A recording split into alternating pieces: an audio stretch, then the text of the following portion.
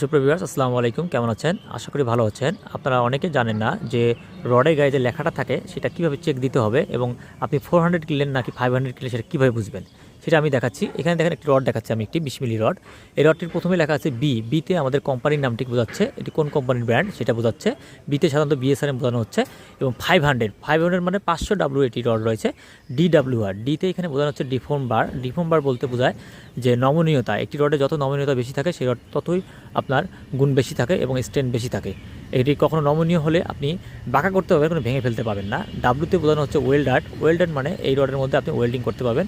আর আরতে হলো রিপ্ট মানে ডিফর্ম বার, যে এর খাস কাটা রয়েছে, এটি খাস কাটা বারকে বোঝানো হচ্ছে। এবং 20তে বোঝানো হচ্ছে 20 মিলি রডের ডায়া। এটা তা আমরা বুঝতে পারলাম যে B500W DWR 20 মিলি ডায়া, এটা অবশ্যই মনে রাখবেন। এবং যে 500W আপনার যেটা আছে এটি 145 দিয়ে আপনি ভাগ দিলে আপনি এই PSI আপনি পেয়ে যাবেন। ধন্যবাদ।